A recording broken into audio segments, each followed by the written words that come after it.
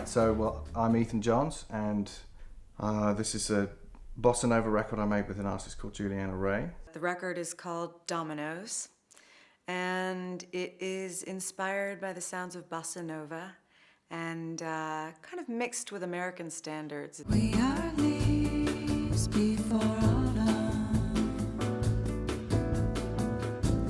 holding tightly to the vine.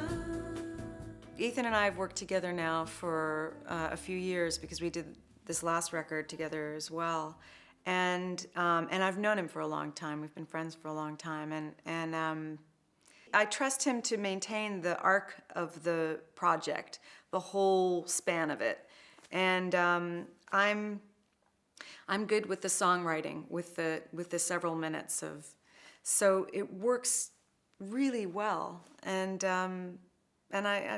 I feel very grateful to have a partner in Ethan.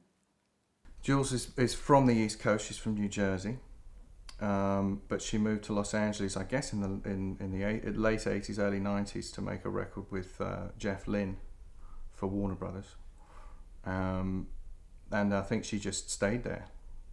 I moved there in the early '90s and met her through some friends, and we've been sort of working together off and on ever since, really. When it came time to do Dominoes, we knew that we wanted to do something. I had become preoccupied and fascinated with this Baden-Powell 3 Originals CD and consumed with it. And I started writing in that style, and just really wanted to capture that kind of melancholy meets sensuality that I feel bossa nova really evokes.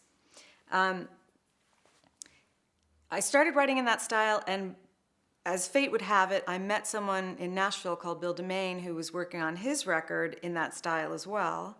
And we ended up writing a couple of songs together for his record that as soon as Ethan heard them, you know, it just, all the pieces of the puzzle just finally went click. And I had written a couple of songs already, and then with these two with Bill, everything just fell into place. And suddenly Ethan, I love it when he gets a kind of like a boom clarity about him when he knows he wants to do something, and it's like, you know, suddenly I could see it come into place for him. So that was exciting.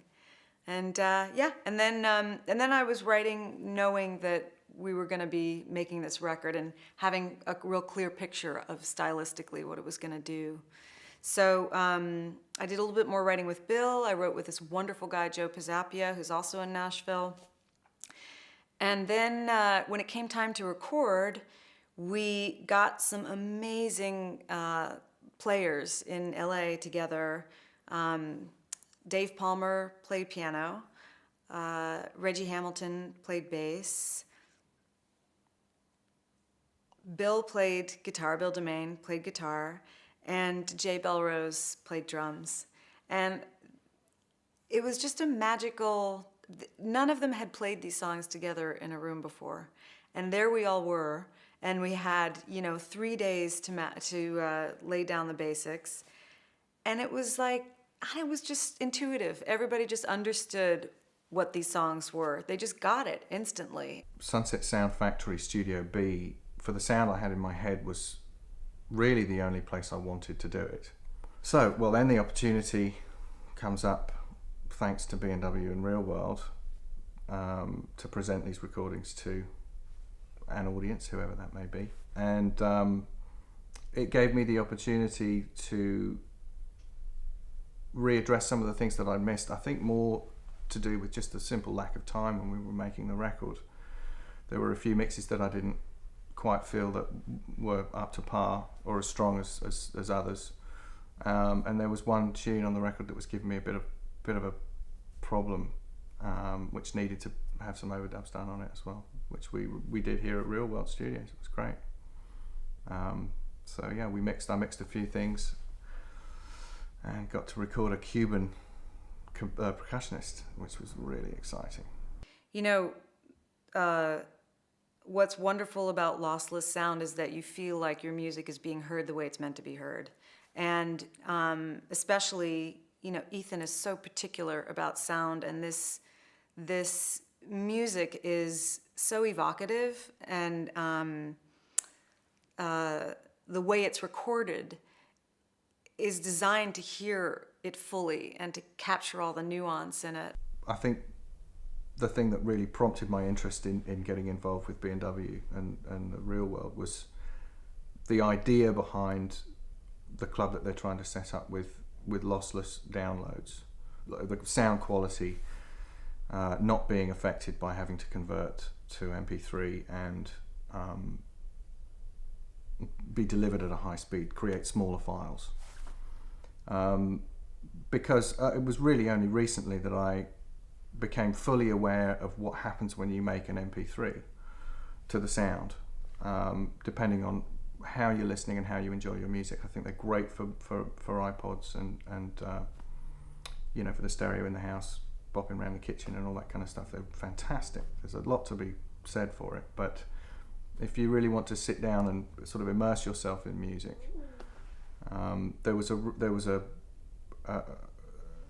technical thing, and again, I'm pretty useless when it comes to technical terms, but the artifacts that are created,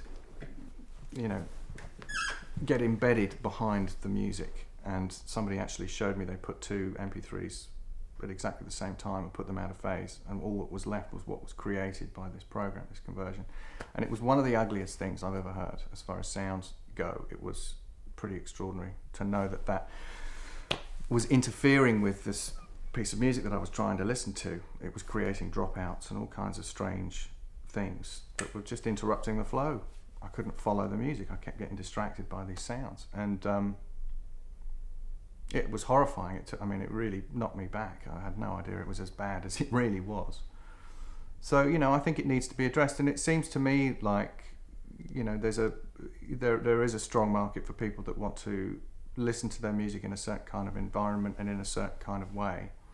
And I think it's very important that digital delivery addresses that side of the market, because I do believe that if you continue to ignore quality, the industry will continue to shrink. It sort of seems to make sense in my mind that it's really important that you provide good quality audio, the best that you can. I mean, that's really surely what we should be doing.